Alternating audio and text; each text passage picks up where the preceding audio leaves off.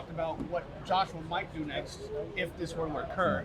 Are those plans already formulated in your mind? We want to get active. I want him to fight in December.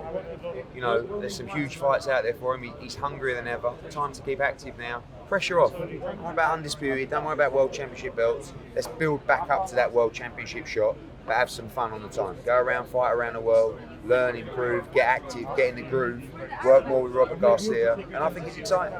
It seems like that Deontay Wilder fight is perfect for the making now. Yeah, definitely. Huge fight. Dillian White, huge fight. There's loads of big fights out there for him, but get back in the gym in 2 or 3 weeks and then move on to December. 115, 113.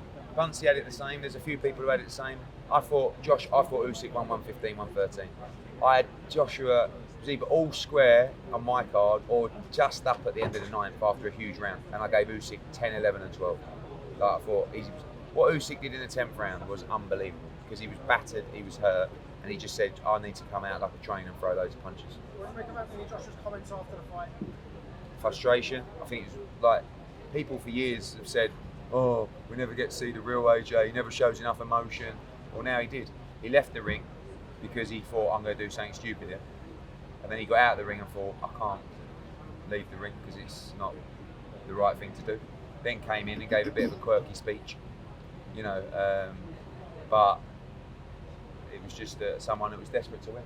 Lastly, a lot of the people in this room were picking Usyk, and now they're big up in Joshua. Yeah, How do you feel about? It's nice because he boxed a good fight, and he tried. He gave it everything. He emptied the tank. The 10th, 11th, and 12th, he was still in there. He was taking shots. He carried on. I don't know what you got to do to get respect, you know. But what's the point in keep chasing it? It looked like a great performance, especially with a new trainer. He looked better, obviously, in the second fight. Do you think that this experience actually makes Joshua a better 100%. fighter? 24 rounds with a pound-for-pound number one. He lost the first fight, 116, 112, whatever it was. He wasn't in the fight. He was in the fight tonight. There looked like there was times where he was going to win the fight, but it was the brilliance of Usyk in the championship rounds. And I just said to him, you lost a split to the pound-for-pound number one. Don't, you know. There's plenty of fighters you're going to steamroll. Like, whatever you think of Anthony Joshua, even if you don't rate him, he's a top 5 heavyweight in the world. Blimey. Like, it could be worse, couldn't it? Oh, I know you want to be number 1. Maybe you're number 3 right now. Maybe you're number 4, maybe not. Like, who cares? But you're a great heavyweight, and you're going to improve off that experience. Tyson Fury said after the fight that you would watch the floor with both of them. Your Mate, thoughts? why, like, you saw the reaction of the guy there.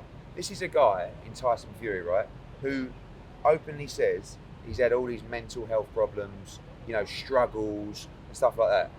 You see a guy up there crying, like as big and strong as AJ, who for years has put on a brave face. And tonight, like he said, you just saw chinks in the armour.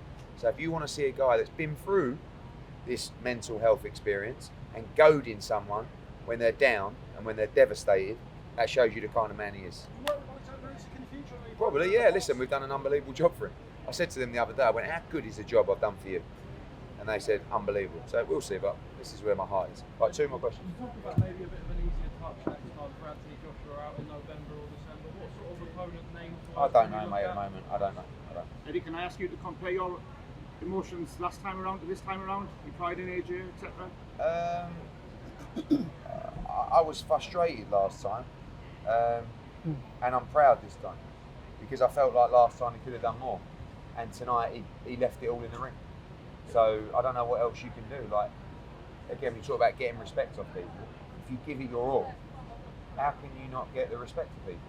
It wasn't like he finished the fight and he was like trying to survive. He was in there swinging, he was taking everything. He took the kitchen sink the last 3 rounds, stayed on his feet.